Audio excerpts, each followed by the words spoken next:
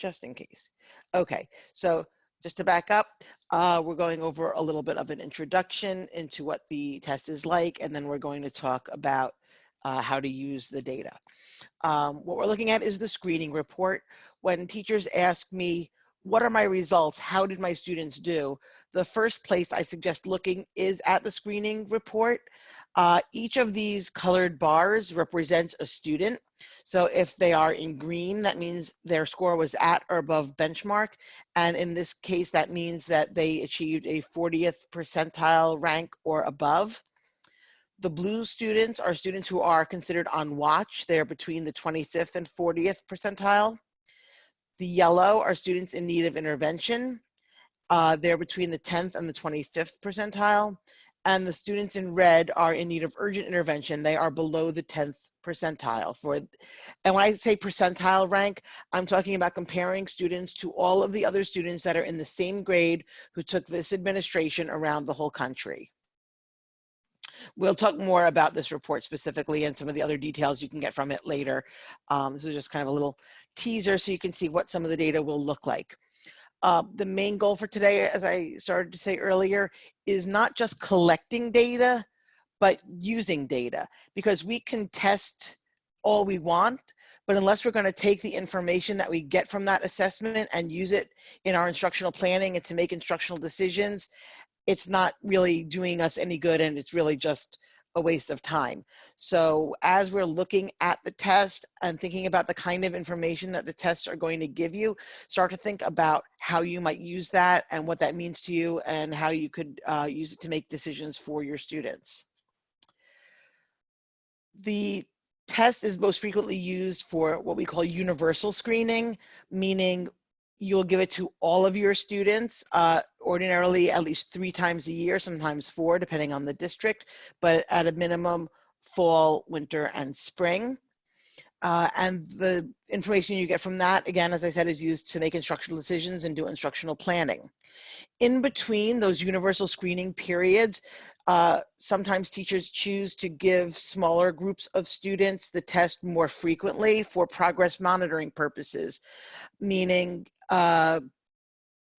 you are looking at a particular intervention for a particular skill, and you want to check after a few weeks whether that intervention is doing any good, but you don't want to wait for the next universal screening window. You can give the test as frequently as once a week without running out of testing items. You don't have to give it that often, but you can give it, again, those 3 times a year, and then as often as needed in between to smaller groups of students. We're also going to be able to see where the students are in terms of mastery of state standards and predict how they will do on the state test. And ideally, once they've taken the test multiple times in the universal screenings, we are looking for growth over time, which is, of course, our goal. So I'm going to give you, again, just a quick overview of what the test looks like and some of the key features of the test. So you'll get to see the student experience. I'm going to just show you this very short video from our Chief Academic Officer, Jean Kearns, who explains what we mean when we talk about STAR being an interim assessment. We're all familiar with formative and summative, so this explains where interim falls in that picture. Let me just make sure that when I shared my screen, that I shared the audio. Yes, I did. And so you can hear this.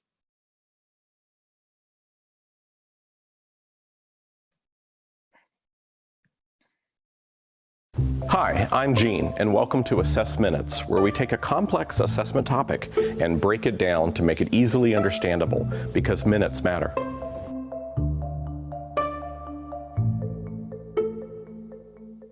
So, generally speaking, there are 3 broad categories into which basically every educational assessment falls, and we see them reflected here.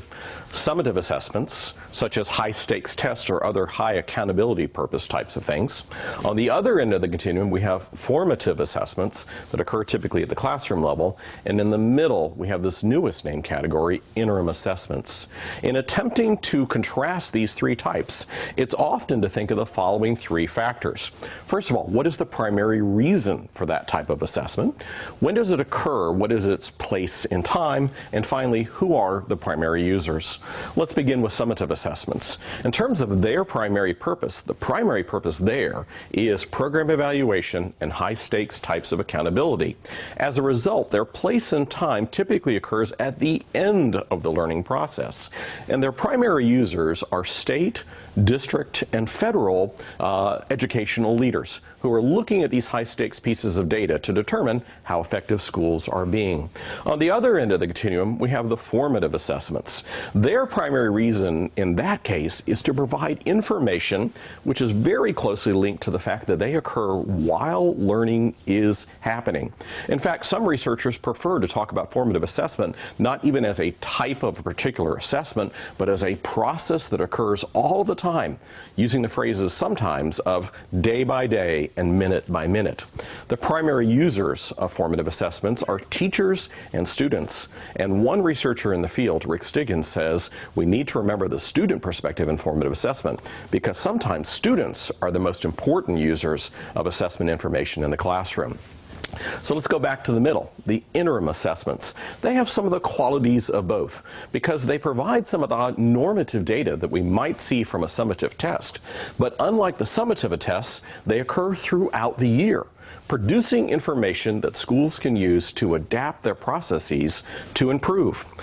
Typically speaking, most students see these assessments 3 times a year, fall, winter, and spring, though those students who are placed into interventions may see them more often for progress monitoring purposes. And the primary users at the interim level are basically all of the educators at the building level. Teachers and principals working together to use this data to monitor and improve their practice and make sure that students are doing well. The key word about all of this is balance. It's important that we have all 3 types of assessment, but it's also important that they remain in balance, that no particular category dominates over the others.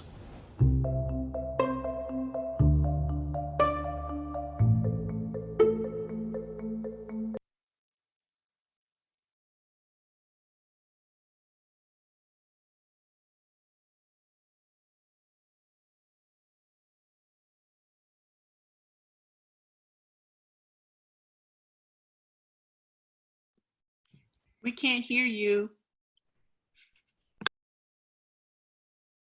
Sorry about that. Thank you. So based on what Dr. Kearns was saying, to think a little bit about how you see yourself using these types of assessments. And when we're talking about interim assessments, the STAR 360 suite includes early literacy, reading, and math, and all 3 of those are also available in Spanish.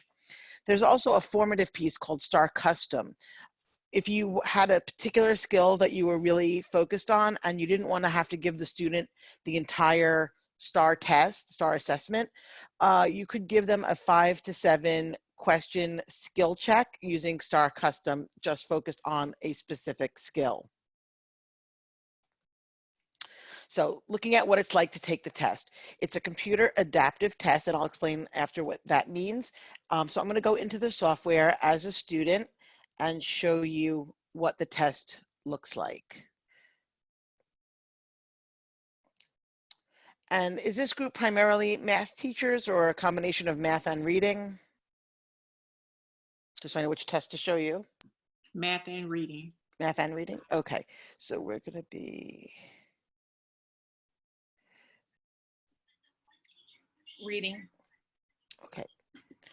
So I'll use the reading test then as the example. That's what I typically do, but if I had all math, then I would want to show math. So this is what your students' landing page will look like, and they'll have the different tiles. So you can tell them which of the assessments you want them to choose.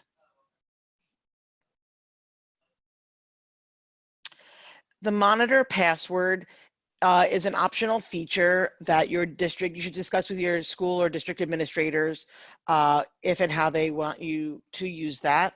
Some choose to turn it off, some choose to use it, leave it the same all the time. Others change it up after each administration.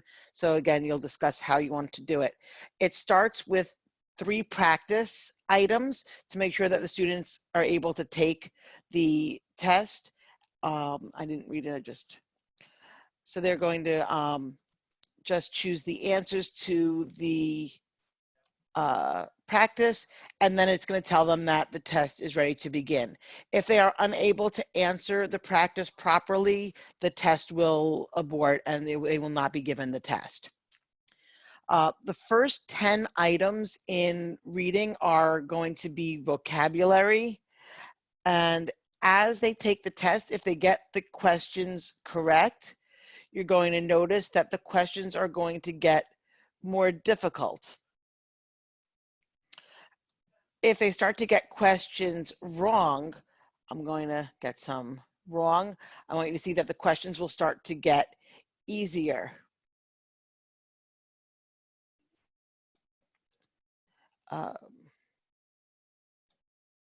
So we're going to get some wrong here, and we'll get easier questions. Try to get some even easier ones. Here we go. So here we got some easier ones. Once we get to question 10,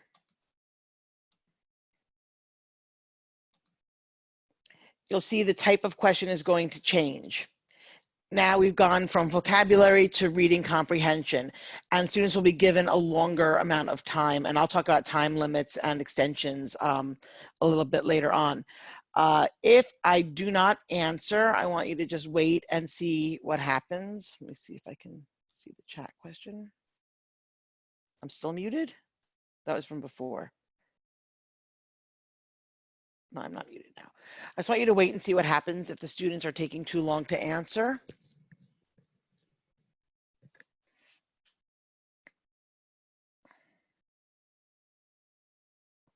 Well, you can read about hard water mineral content.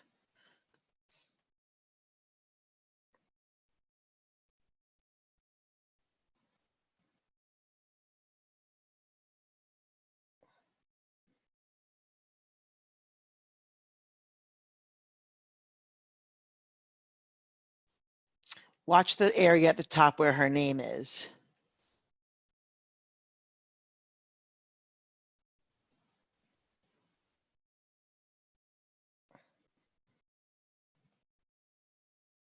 There we go. You see the clock appears and it's going to flash. That means that time is almost up for this item, and the student should choose the best answer and just move on to the next question. If they do not choose an answer, it'll say that time is up for this question, and in just a couple of seconds, the next question will automatically appear. The students can change their answer before they click the next button, but once they click next, they cannot go back to a previous question.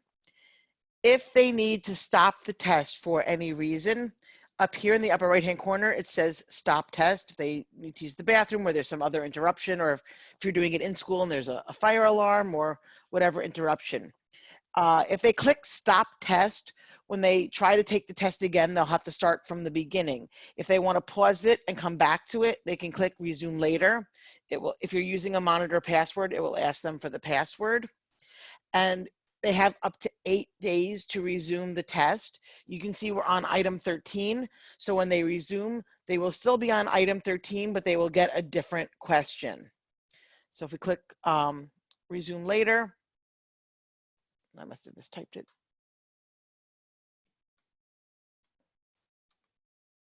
And it pauses the test. So that way, again, they can come back to it for up to 8 days. Any questions about the test and how it looks? I'm not going to go through the entire test with you in the interest of time. But if there's any questions, feel free to unmute and ask. So questions 11 through 34 are all comprehension? That's correct. Okay. Well, one exception there. Sometimes you'll see more than 34 items, 35, 36, 37, because sometimes they are field testing items. And so it won't necessarily be the last few questions that are the ones getting field tested. So there could be other ones throughout that are, but chances are if they're field testing vocabulary, instead of it being question 11 where it switches, it'll they might have question 11 or 12 that are still vocabulary and it switches over later. but they'll never know which ones are the field tested items. But if you ever see more than 34 questions, that's why. So the way the computer adaptive testing works, students are going to start out with a question on their grade level. If they get the question correct, the next question gets harder. If they get the question incorrect, the next question will be easier, and it's going to continue on throughout the entire test. Notice above and below the dots, there's a gray bar. That gray bar is the standard error of measurement. Basically, it represents our level of confidence that we have correctly identified the student's level.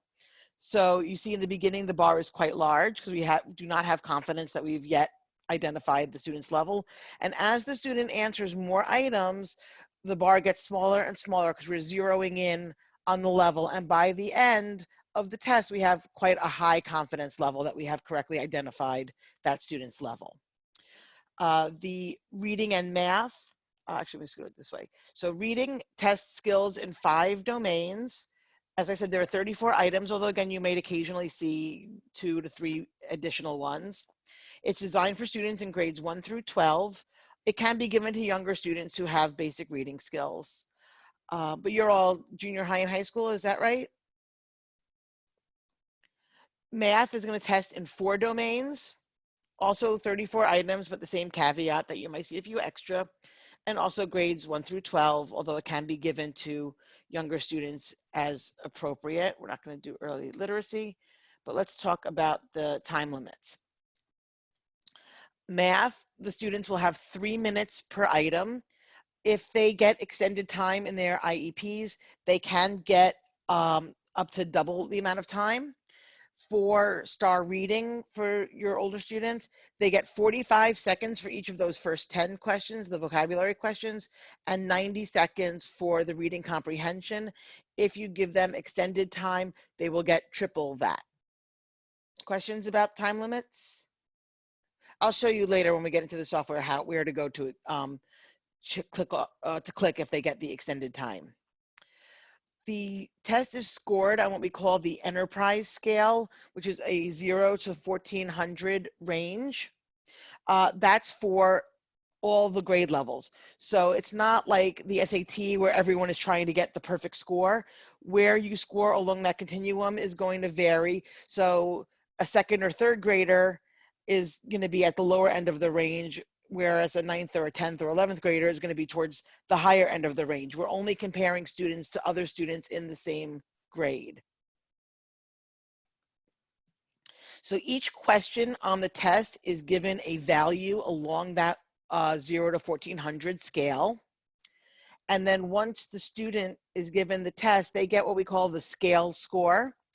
And the scaled score places that student on that 0 to 1400 range. So in this example, the student got a scaled score of 758.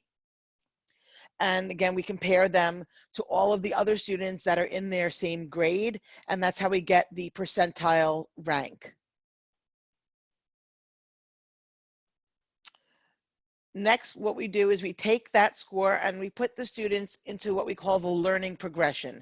And as I mentioned earlier, there's going to be a separate learning progression for every state. So your students are going to be looked at the Texas learning progression based on your TEKS. What this means, each of these cubes represents a skill or a group of skills. The larger the cube, the more skills in that cluster. And the white lines connecting them show how the skills build on one another, and the different colors represent the different domains. So everything that's to the left of where this student is, if you remember Lev Vygotsky from your educational theory and philosophy classes, he talks about the zones of proximal development. So everything that's to the left is in that current knowledge zone, what the student already knows and already can do. The stuff that's way out here on the right by, where it says grade 11 and 12, that's the distal zone. The students are not ready for that work. They don't have the prerequisite knowledge. But everything that's right in this area where the student is, that's their proximal zone. That's what the student is ready to learn next. And the test is going to identify for you specific skills that this student is ready to learn.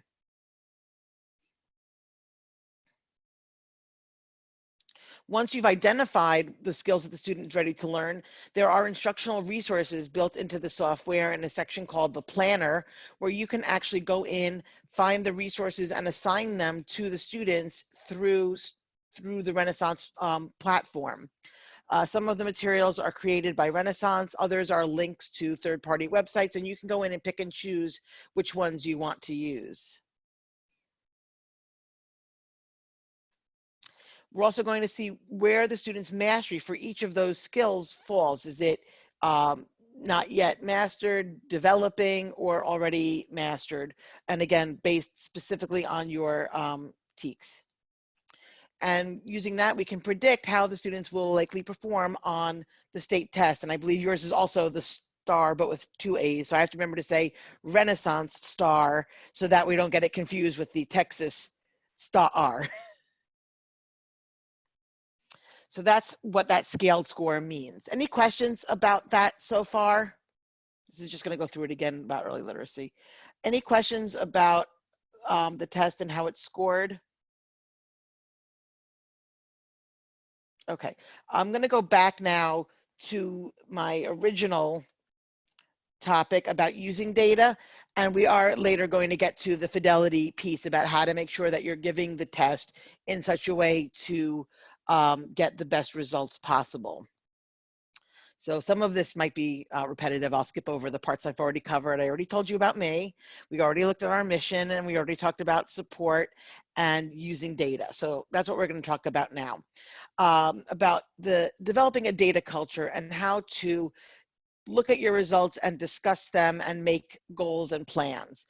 So I don't know if you received, I had sent out and asked them to distribute to you by email or whatever other method, a handout that asks you to self-rate where you fall in terms of your use of data. It's okay if you didn't get it, because I'm gonna put a little continuum up here. And I don't know if you have Planet Fitness in Texas, but we see the ads here for the judgment-free zone. This is a judgment-free zone. So you are free to honestly self-evaluate, to share with the group or not share as you wish, but to just think honestly where you fall on this continuum. Did you give the test and say, here's how my kids did, and send it in to whoever gets such information? Did you take it and add it to a file for each of your students and file it away? Did you say, wow, my kids didn't do very well, or my kids did great, and just kind of read the data? Or did you actually try to analyze it and learn from the data and say, this didn't go like I expected. I wonder what went wrong. What are some of the things that could have affected these scores? Do you go a step further and say, since what I was doing didn't work, let me try something else? And finally, the entire process saying, I'm going to try something, I'm going to reevaluate, I'm going to see if it didn't work, and continually adjust as I get more data that I can learn from. So again, you don't have to share out loud where you fall on this. The goal is to think again about where you currently are and where you see yourself and where you would like to be. So I'm going to move ahead. I'm actually also, because we did the extra stuff about seeing what the test was like, I'm going to skip this video. It's watching some elementary teachers have a data discussion with their data team, which is made up of teachers and administrators, using an RTI model, which I believe you all are familiar with, that you use an RTI model already. Is that true? Yes, I see nodding. I can only see a few of you on the screen, so I'm going to trust the people who I can see that are nodding. And so what I'm going to do is I'm going to show you a format that you can choose to use. I also sent this handout out again. I'm not sure if you received it, but I'll show you an example of it on the screen in a moment.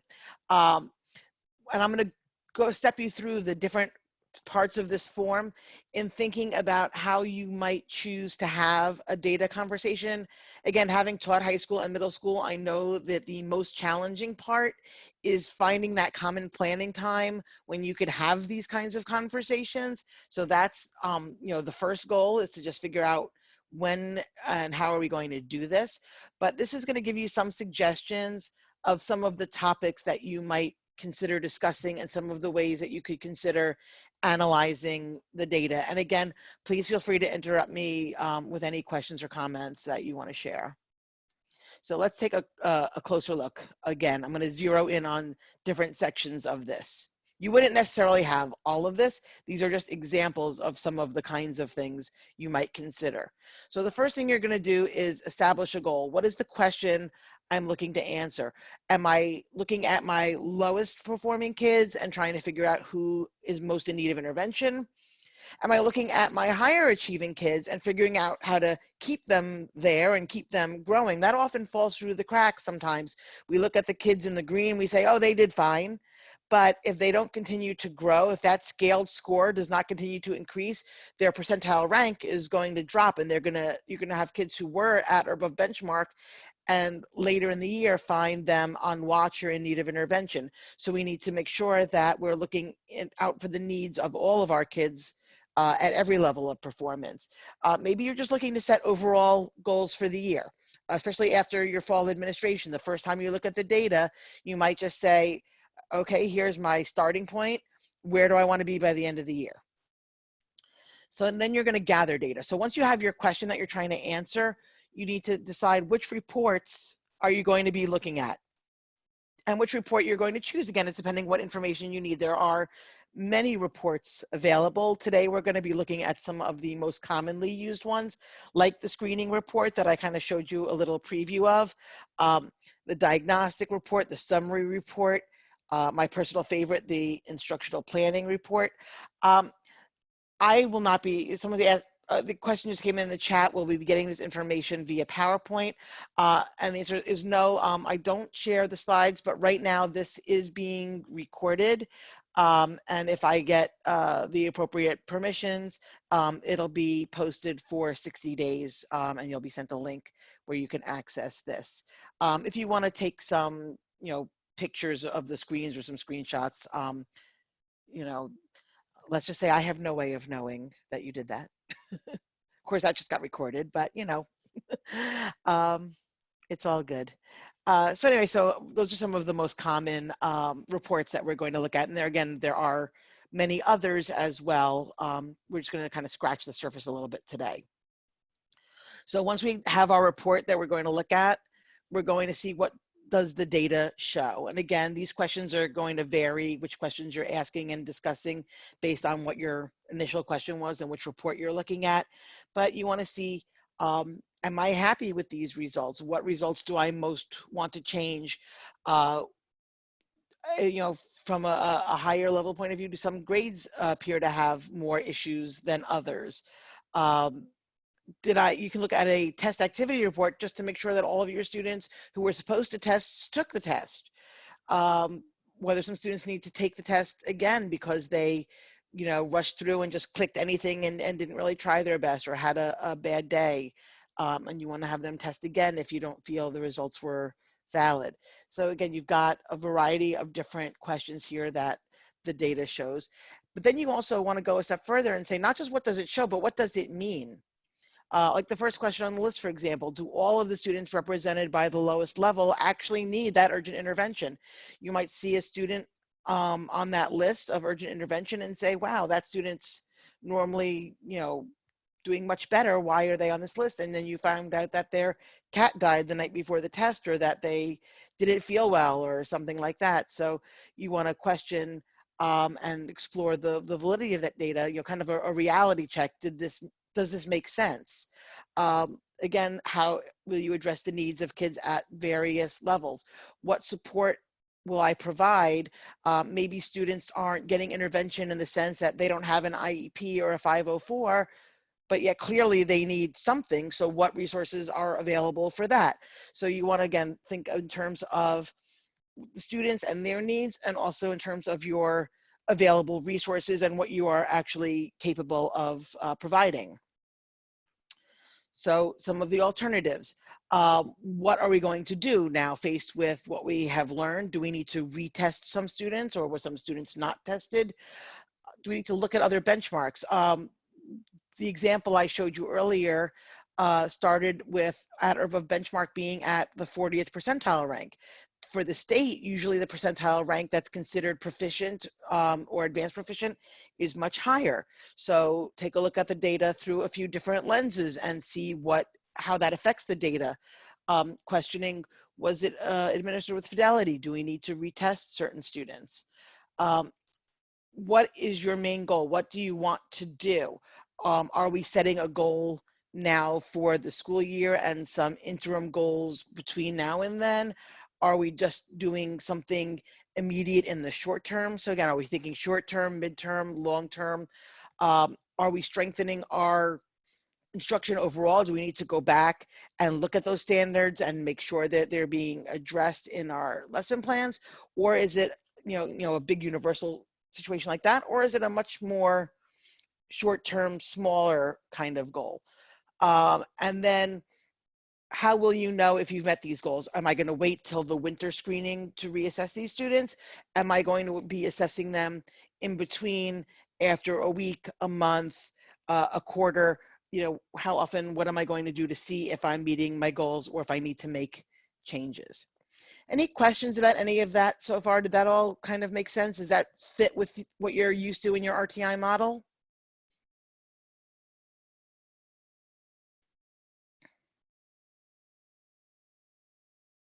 Anyone have any questions or anything they want to share so far? Okay, then I'm just going to keep going. So the universal screening, again, we're talking about that first test in the fall when your students either return to campus or if you're doing it remotely, that initial test at the beginning of the year. How are you going to use that? So are we looking at the strength of our core instructions, making decisions about intervention? Think about which data and information you want to share with your students. Ideally, we want them to take ownership of their learning, and also decide for yourself which scores you want to share with parents. Some of the kinds of scores that you get, they will understand easily. Others are a bit more confusing. So think about what you want to share and how you want to share it, and use that to build relationships and get buy-in with parents and guardians. So again, here's that screening report that I mentioned at the beginning, again, showing the students who are at or above benchmark, on watch, intervention, and need of intervention, urgent intervention. And then the next page, which is going to show you which students specifically are in each of those categories, and if you have any students who failed to test during that window or who still need to test. I'm going to talk about some of the commonly seen scores. There are many other scores for different purposes, but the ones that you're going to be most concerned with initially is going to be the scaled score. That's like the raw score against which all of the other scores are developed. And that's what puts them in that learning progression that I showed you earlier. The next score, again, I've mentioned this a couple of times already as well, is that percentile rank score, which is comparing students to all of the other students in the same grade level. So in this example, the student scored better than 58% of other students around the entire country in their grade. And the grade equivalent is the other score I want to talk about right now, because this is a very frequently misunderstood or misinterpreted score. So I want to see if I can clarify it. If this was a 5th grade student in this example who took the test and scored a 794, and we told you that that translates to a 6.7 grade equivalent, that does not mean that this student belongs in the 6th grade and that they are capable of and are doing 6th grade work. This means that all other things being equal, if I gave this test to students at different grade levels, a 794 is a score that on average I would expect a student in the 7th month of 6th grade to achieve. That's all it means. Because remember, I told you that continuum, that 0 to 1400 is from 1st grade to 12th grade. So what I'm saying is that this score is typical of a 6th grade student. This student happened to be in the 5th grade. So yay, wow, that's wonderful. No one is saying that that's not a wonderful, great thing, but it's not an indication that that student has learned 6th grade material or it should be in the 6th grade.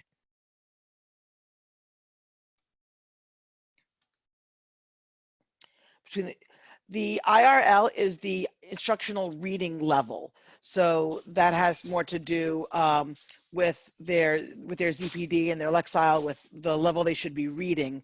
Grade equivalent could be for reading or for math, and is just the overall score that, you know, what grade a student who scores that on the enterprise test would typically get. Did that answer the question, I hope?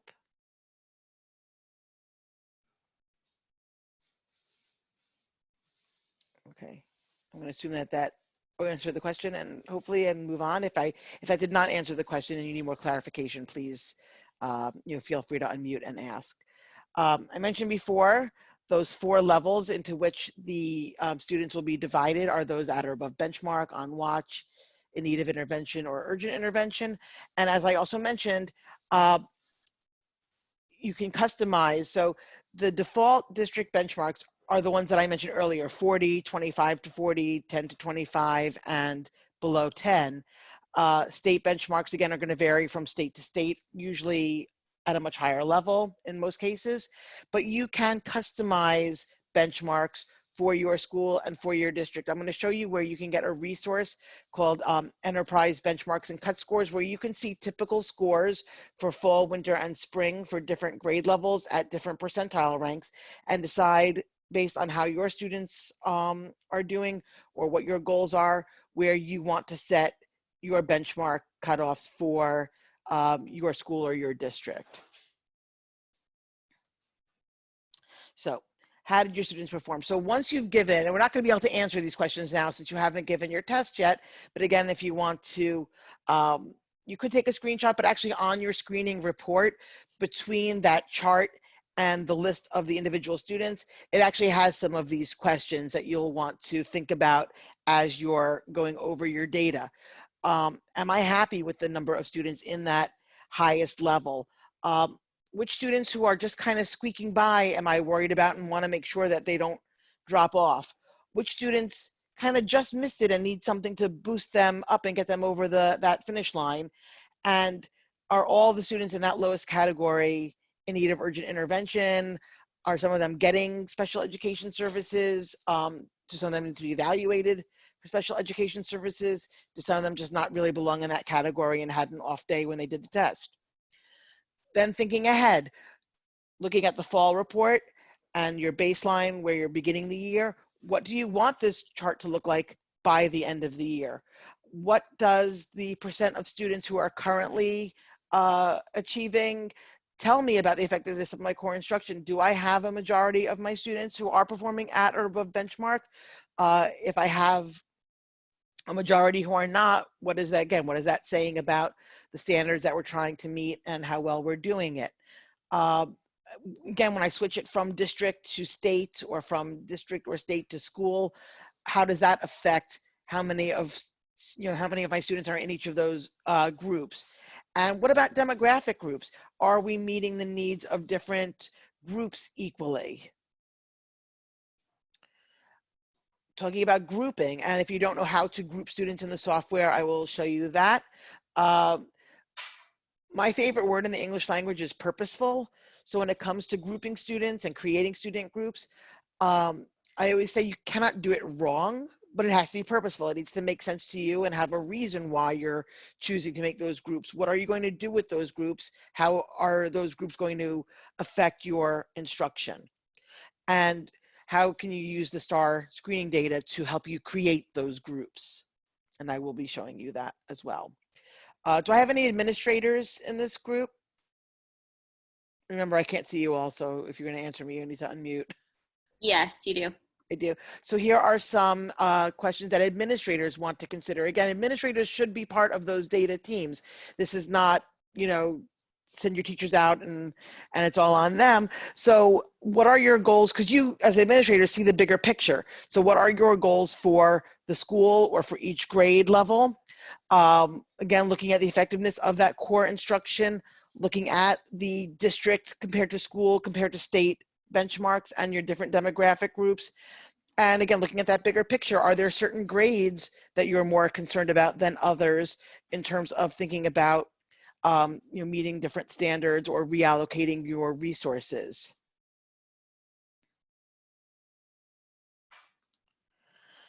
So again, thinking about those data teams, the biggest obstacle, again, in my experience as a high school teacher, is just finding that common planning time. So that's your first goal, to find common planning time and decide who's going to be on those teams. Again, ideally teachers and administrators together. Looking at the data to facilitate those discussions. You can use the handout that I showed you. You can create one of your own if your needs are different. And again, questioning the fidelity of the test. So the next thing I'm going to talk about is how to administer the test with fidelity. So before I go on to that section, are there any questions so far? Anything that you'd like to see or hear about again? Okay, I'm just going to continue on. When we talk about fidelity, we talk about planning, preparing, motivating, and monitoring. And many of the things I'm going to talk about are things you're already doing. So think of this as sort of like your mental checklist. And some of these things might be things that you hadn't thought of or considered. So the first thing is going to be the schedule. And that's going to be especially challenging under our current situation. If you're going to be testing remotely, that might mean that you are not testing an entire class all at once, because you're going to want to have the students on a video conference platform, whether it's Zoom or something else that your district uses, because you're going to want to be able to see the students, see their environment, see if there's someone standing behind them going like this when they answer questions right or wrong, making sure they're not making frowny faces and tapping them and other things like that. Deciding where testing will occur, ordinarily we're talking about, in the classroom or a computer lab, but now we're talking about, does the student have a quiet place in their house where they're going to be away from baby brother and the cat and the dog and all the other kinds of distractions. Checking the technology is especially important remotely, making sure they can see and hear you, that you can see and hear them, that they have something with a camera and a microphone so that you can see them and communicate. So you might want to, get on ahead of time and test that all out.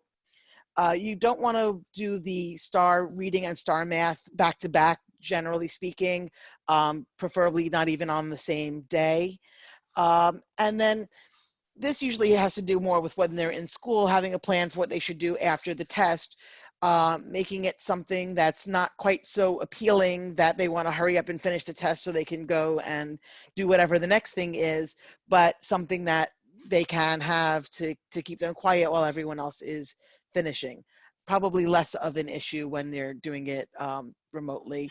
But again, don't want to be told, great, you can go watch TV when you're done. So they rush through it to go, and do that.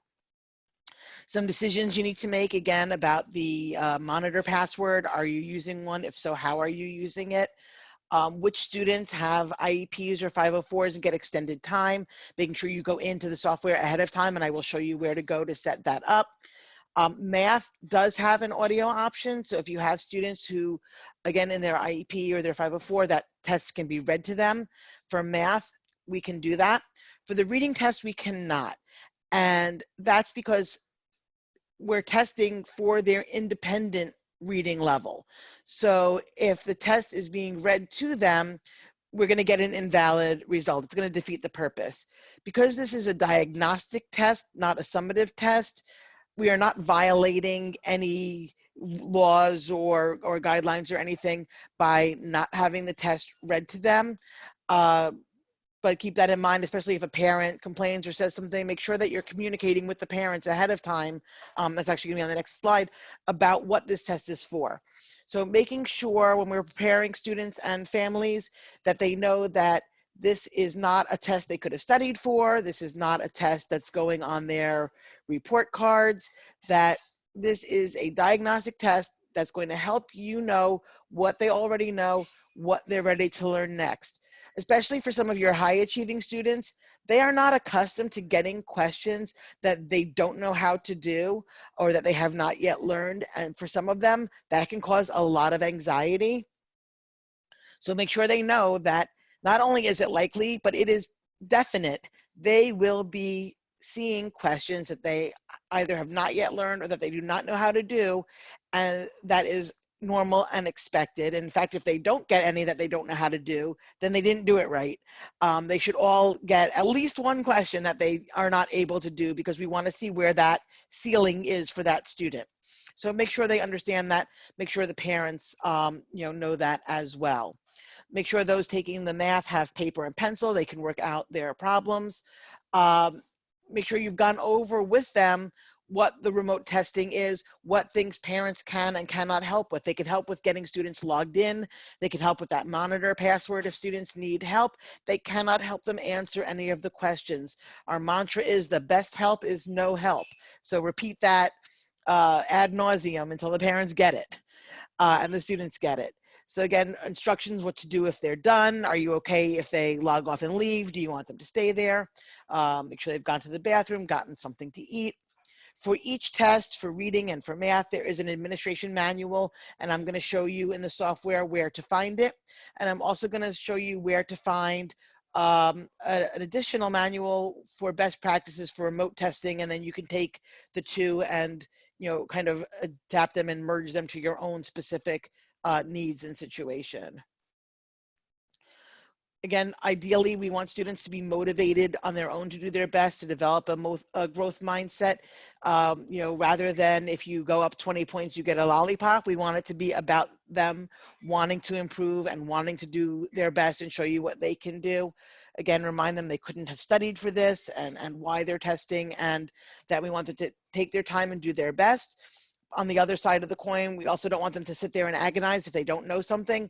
Choose the best answer and just move on. Sitting there longer is not going to make it come to you. And finally, we want to monitor the students. So again, normally active monitoring when we're in school means walking up and down and looking over their shoulders, checking their monitor to see what question number they're on to make sure they're not rushing through or timing out.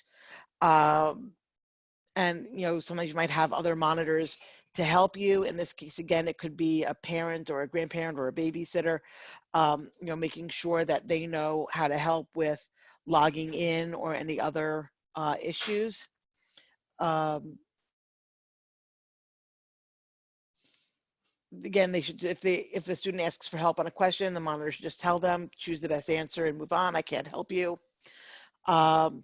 And again, you want to make sure they have a webcam so that you can ensure fidelity to the best of your ability in the remote situation.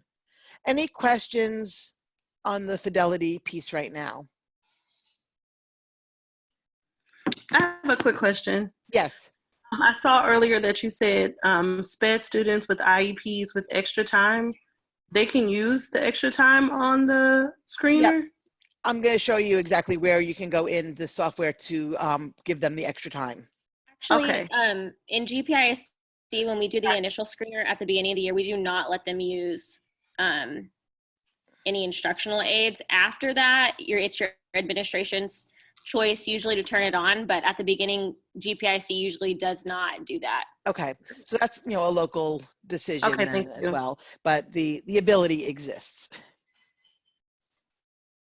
So again, we talked about some of those fidelity support pieces, the fact that there will be practice items to make sure that the students are able to take the computer adaptive test. A question just came in chat about giving the test in Spanish, and yes, both reading and math are available in Spanish. But again, you'll be testing their Spanish reading ability, not their English reading ability. So in terms of deciding which assessments to give, it's again thinking about what your goals are. Some districts give students both tests. So that's again going to be completely up to you and a local decision. But you will be testing their ability to read in Spanish if you test, reading in Spanish. Again, you have the optional monitor password, the ability to pause or stop if needed. And again, we talked about time limits and whether or not you can extend them. We went over this actually in the other PowerPoint, right? So I'm gonna just skip ahead. One of the other reports besides the screening report that I showed you so far is called the diagnostic report. This is going to show you, actually we need the next one. This is what yours will look like in the platform that you have. We have two different platforms. So your diagnostic report will look like this. You'll have a scaled score, percentile rank, grade equivalent, And then down here, you'll see scores for different domains. But the part that I wanted to draw your attention to here is the Fidelity piece. And you can see that in the summary report and some of the other reports as well, where you can see how long the student took to take the test. So if you have a student who scored significantly lower than you would otherwise have expected, and you see that they took the entire test in 7 minutes, then you know that they really weren't trying and they were just clicking and trying to get done. If you catch a situation like that, and it's the same day that the student tested and you're able to give the student the test again on the same day, then the second test score will overwrite the first one.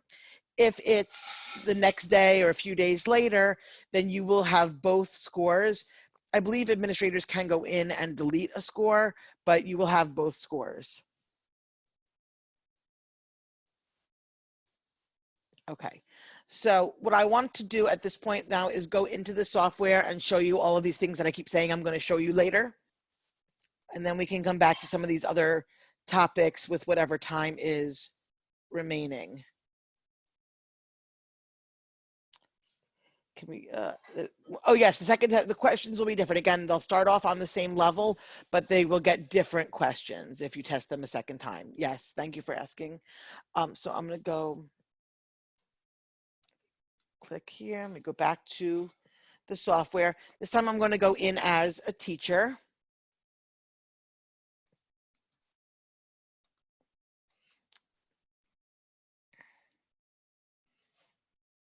And I'm going to show you first where you can find some of the resources, and then where you find some of the preferences you can set, and then we'll look at a few of the reports.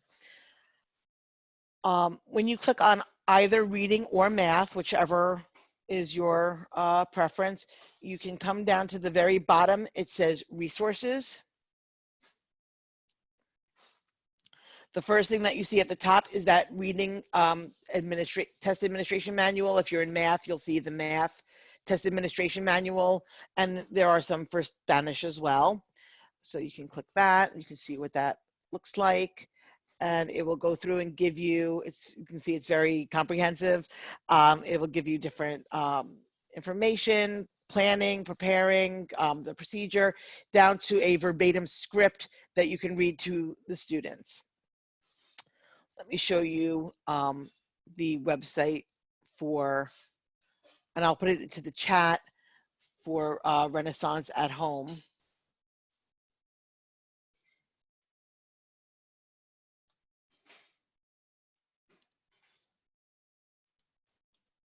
Let me just copy and paste this and then I'll show you.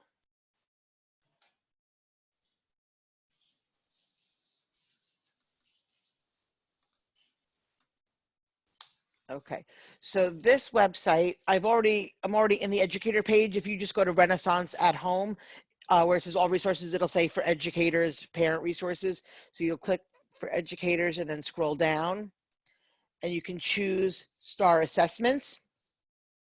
You'll see a teacher guide, an administrator guide, and a family guide available in a variety of languages. And you can take this, it starts off, let me go back to the top. It starts off with best practices for remote administration.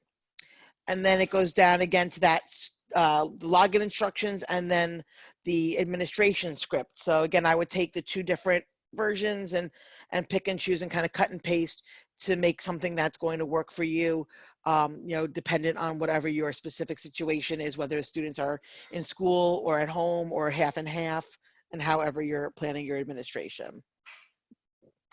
Questions about that part? If you scroll down in that resource page where I found the administration manual, you'll see some other tips and guides. If you keep scrolling down under where it says references, the first one says score definitions. There are 3 pages worth of score definitions of all the different types of scores that you'll see on the various reports, including the ones that I've already spoken about, as well as many others. So if you want to go back in and read again about what grade equivalent is, etc., this is where you can find that. Or if you're looking at a report and you see something and you don't know what the, you know, ORF or the IRL or something means, you can find it here. Beneath that, the enterprise benchmarks and cut scores is the document I referred to earlier, where we can take a look And let's take a look at middle school and high school here. At typical scores, and again, it could vary slightly. This data is from 2017, so each administration, there could be some fluctuation, but to get just a general idea of what each percentile, from 10 to 20, from 10 to 100 is. So in the fall, a student getting an 847 would be at the 40th percentile rank for 8th grade. That same student, we would expect, in order to maintain 40th percentile rank, their score needs to, by the spring, go up to 908. So again, we need to see that improving. If not, by the time they get to the spring, they'll end up on watch or in need of intervention if their scores are not improving. So again, just to get an idea, when you see your student scores and you want to say, well, what does this mean? Just as a reference point, or when you're determining where should we put our cutoff for our school, you can take a look at where your students are scoring and see where that compares to students around the country and decide what is considered proficient in your mind. So this is a very useful document. And again, there are other references here that you can definitely explore. Above preferences, I'm sorry, above resources is preferences.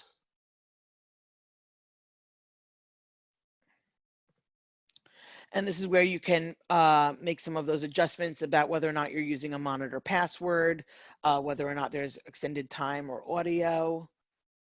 And again, definitely defer to your specific school or district's policies on that. But under individual student preferences is where you can turn on the audio for Star Math and Star Math in Spanish, where you can extend the question time limits. Under class preferences is where you'll find the monitor password settings. Questions about that so far?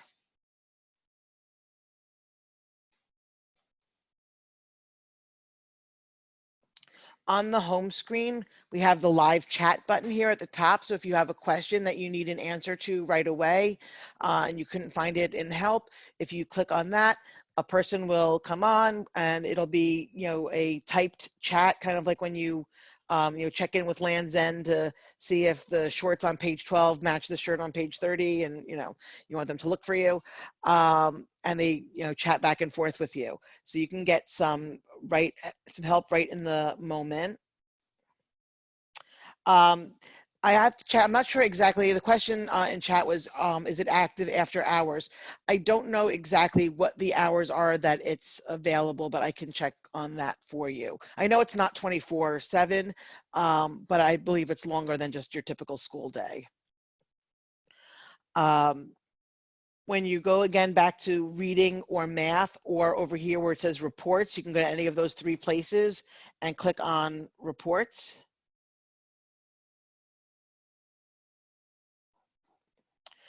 I like to pin reports that I see the most often to the top to make them easier to find. And to do that, you just click on the little push pin, and then it brings the report up to the top, and you can put whichever reports are your go-to reports up there just to make it easier to find. Here's that screening report that I keep referencing. You're going to choose the type of assessment, whether you're looking at English or math. You're going to choose your school and which classes you want to look at. Right now I'm in as an administrator, so I see different schools and different classes. As a teacher, you'll only see your classes. And down here, the benchmark type, this is where you can change between district and school, and I'll show you the difference of what that looks like. Click Update Report. And as I scroll down, I'm looking at a 5th grade class. Here are those bars. Here's my 40th percentile proficiency benchmark. And I can see a summary of how many students are in each category.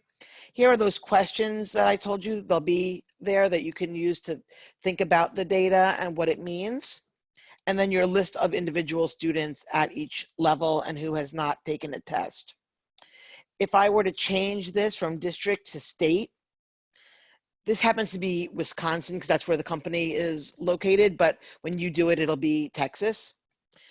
Notice it has changed, and down here it says the categories. So instead of at or above benchmark, I have proficient and advanced proficient, and what that means, what scaled score cuts that off. So right now, I don't have anyone advanced proficient. I have a lot fewer proficient than I did at or above benchmark, a lot more students basic and below basic. So you can see the difference that it makes depending on what cut scores and benchmarks you're using. Questions about that? Let's take a look at some of the other commonly used reports.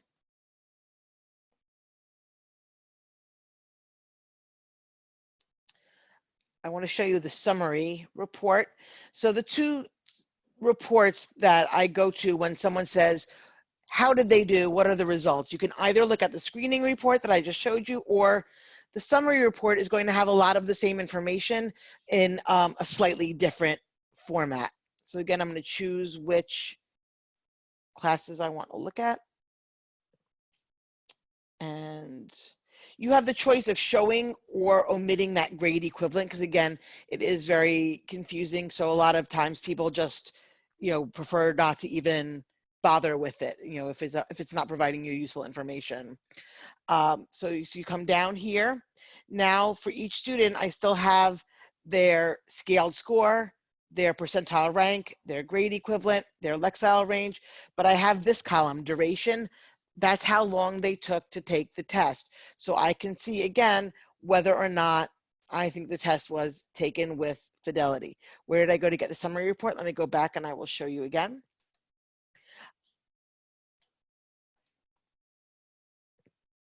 Again, you can click on reading or math or the reports tile. It will take you all to the same place. Make sure that the STAR assessment tab at the top is what's highlighted. Sometimes I can't find a report I want to look for and I realize I'm on one of the other tabs by mistake. So make sure you're at the right place. Just scroll down. Under test status and results, STAR summary report. Again, if it's going to be a report that you use a lot, just click on the little push pin, and from that point forward, it'll be up at the top and you don't have to go looking for it again. The other thing I wanted to point out to you about the help, this question mark and the circle, if you have a question and you need help, if you click there, it's going to take you to the help information page for whatever page in the software you're looking at. So if you're looking at a report, it's going to give you the help for that report. You could, of course, still search for help on other topics, but most likely if you're clicking on the help, it's because you have a question about what's on your screen at that moment. So instead of having to search, you're going to get the help that goes along with whichever screen you are on in that moment. So I think that's a really neat feature. Questions about the summary report?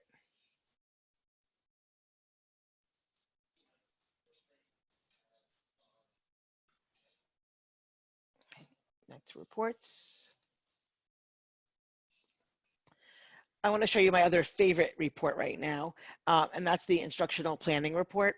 It's probably like children. We're probably not supposed to have favorites, but this one I find gives me the most useful information. So we could take a look at math now for a change, because I know some of you are math teachers. I'm going to look at that same class, and I'm going to scroll down again, update report. So no matter which kind of report you're looking at, they all work in the same way in terms of choosing which assessment I want to look at, which class I want to look at, and clicking update report. Now for each student, I'm going to get the score they achieved on the current test. So let's say this was the fall test, and a prediction that based on an average amount of growth, if I make no other interventions or no other changes to my instruction, what score can I expect that student to achieve in the spring administration?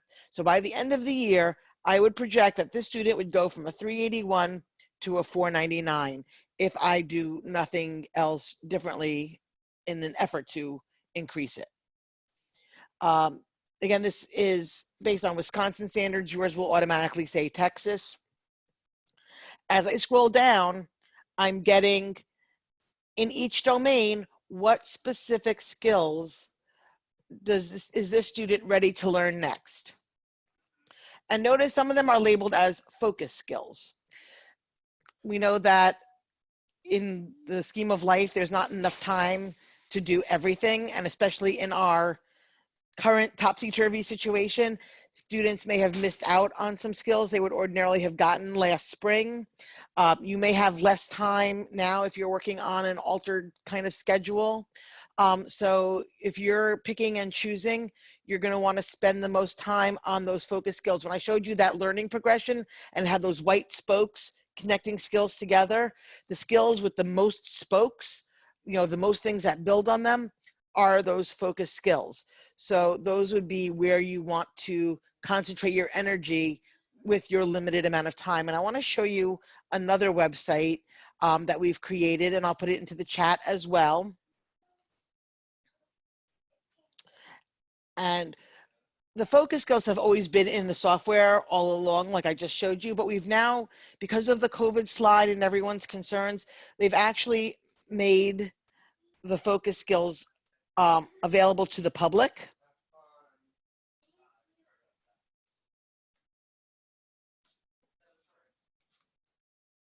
Come on, there we go.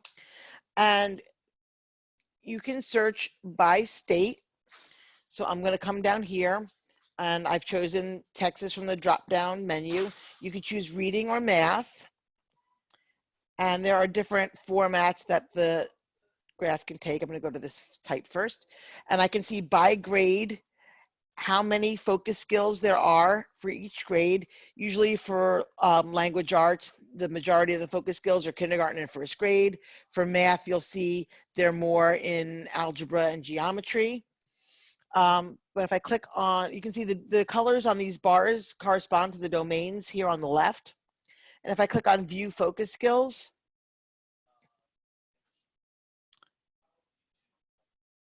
I can open each domain and see the specific focus skills and which of the TEKs it corresponds to.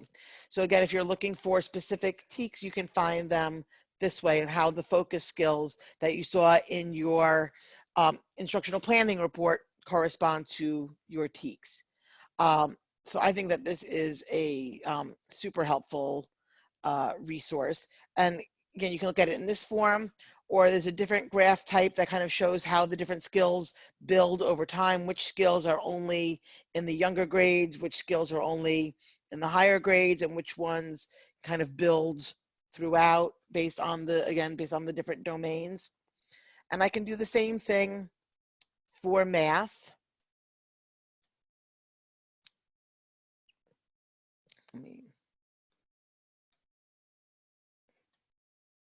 And again, I can change the graph types back and forth. Does this seem like something helpful? Does anyone have any questions relating to focus skills?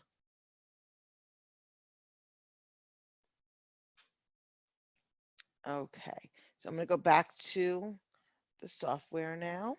So again, here are those focus skills, and you'd be able to see how each one corresponds to your TEKs. Very good. I'm glad. Yeah, I think this is one of the most exciting developments that we've had this summer. Okay, so let me go back. Are there any other specific reports that you wanted to take a look at? Or any other particular type of information? If you're not sure of the names of the reports, is there a particular type of information you're looking for that you would like to know where to find that I can try to help with?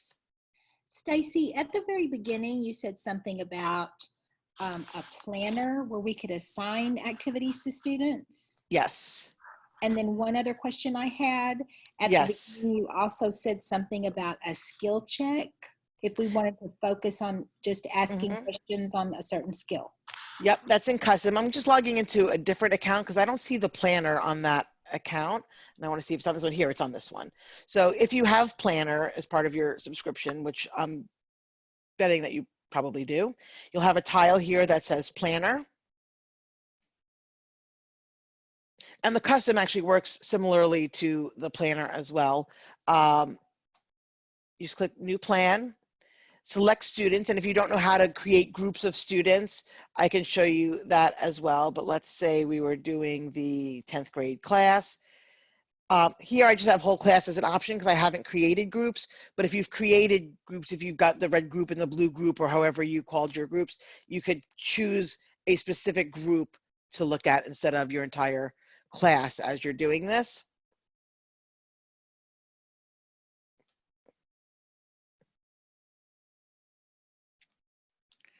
So I've got a question in the chat. Is there a chart showing what the score is in the forms of letters like P?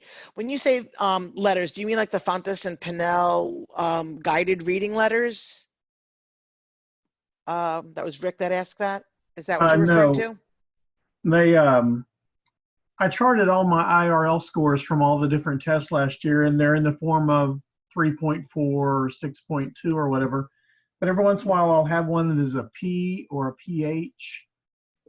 Is there a chart that shows what the letter grades mean? I will have to ask. The only time I ever remember seeing anything like that would be in the early literacy, talking about probable readers or emerging readers. Is that know elementary that- or which about older students? I'm not I've sure. seen it on really, really low scores and Yeah. on really, really high scores. Rick, Okay. I know that PH usually means post high school, That's what I've always told them, but I Okay. was just assuming. but I don't Thank know you. what the P by itself I means. assumed it meant preschool. It might. So the P by itself means primer, so it's like a preschool level. Yes. Okay, because I've Good. also seen probable, meaning that they're very likely that they are able to read. So I'm not sure if it's in that context either. But if you look at the, I'm wondering if you look at that score definitions in the resources, if you might find something there. But I can also ask someone and get back to you with more information. I haven't personally encountered that. Thank you. So where was I? So apply.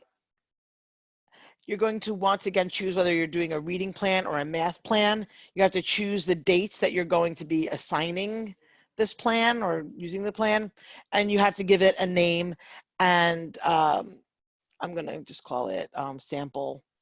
But the more specific you can be with what this is, the better, especially if you have different plans for different groups in the same time period.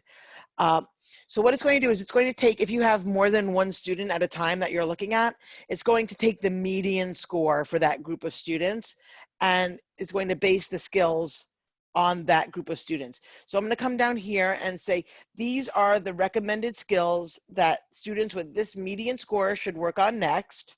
So obviously the smaller the group, the more targeted your instruction would be. And I can choose the skills that I want to focus on. So I can click in the box next to the skills that I want to create a plan for. Next, I search for the resources. So it's going to give me suggested resources. I can also click on the filter, and I can say I only want instructional resources. I only want skills practice.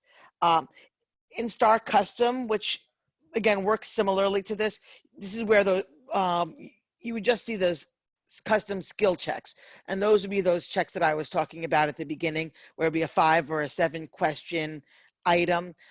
So let's just say we were doing that, and then I can come down here and I can choose that I only want Renaissance learning assessments, or these are some of the other third-party.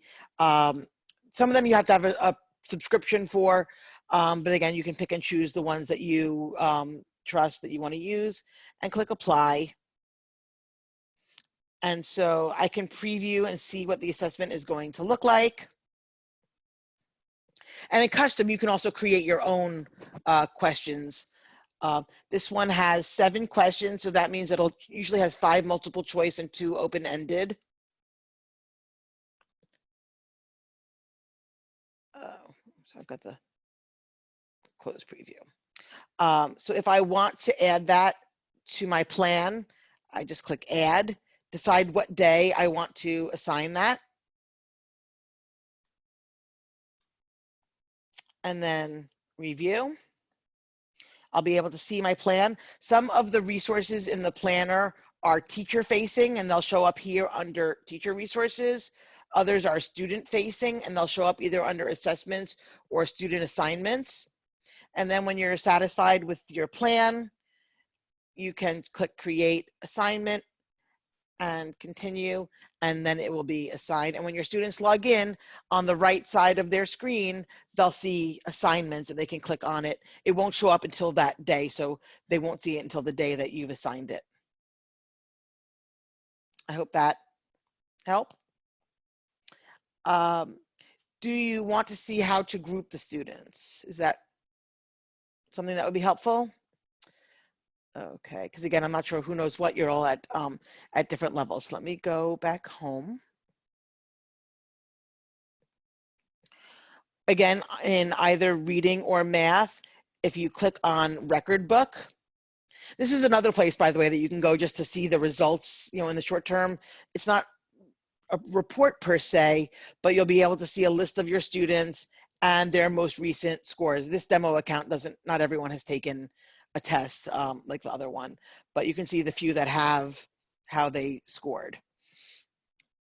When I want to create a group at the top, I can also get to the reports from here as well. You can pretty much get to anywhere in the software from the record book page. So some people go there first, but I can click manage groups. I can also get to the instructional planner there too, where it said plan instruction. I can click create new groups. And I can choose which grade I'm looking at. If the students have taken an assessment, it will automatically assign them to a group based on how they did, if they were in the green, the blue, the yellow, or the red. Up here, these students haven't taken an assessment. I can leave them the default way if I just want those 4 groups, and that's how I want them divided up. Or I can create my own. So if I want there to be more groups, I could just add additional groups. And I can also change the names of these groups if I want to call them something different that makes more sense to me than just by colors. So that's up to you. And you can just, and kids can be in more than one group.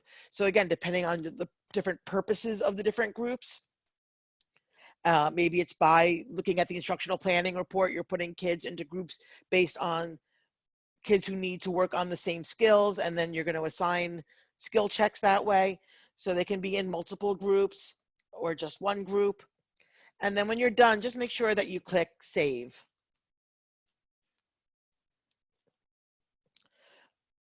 Anyone need to see that again or have any question about creating groups? Or any other questions for that matter?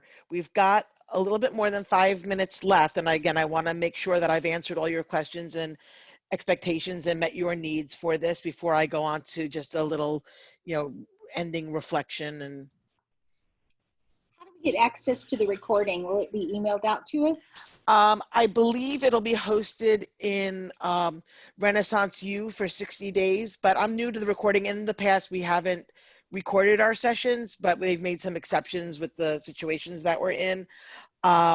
So that's my understanding. I just have to find out to whom I'm going to send the recording, and then if you have a project manager or account executive, they'll post the recording for you and send out a link.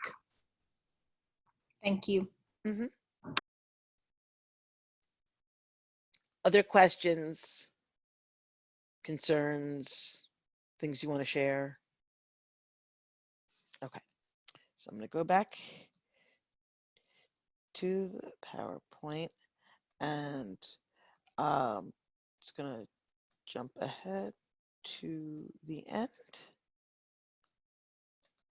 So again, I would love to know if you want to share, or you can just think about it yourself. What are you most excited about that you saw today? What did you see that you think is going to help enhance how you use the data that you're collecting, and what you saw that's going to help lead to increased student growth? So if anyone wants to unmute and share, or again, if you just want to quietly reflect, that's okay too.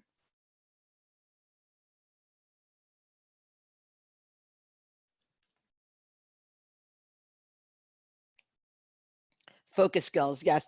That's, like I said, that's one of my favorite things that I'm most excited about, is seeing those focus skills.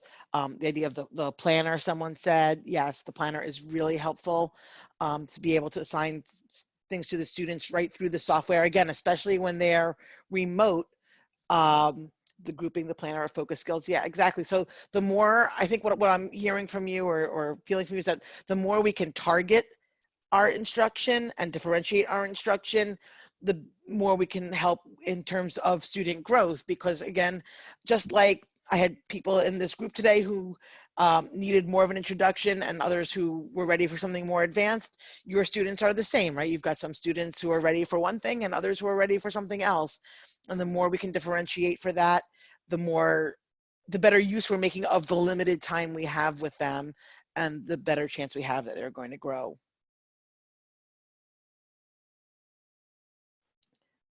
Well, makes sense. I'm going to make my window bigger so I can see more of you again, in case anyone is wanting to say something.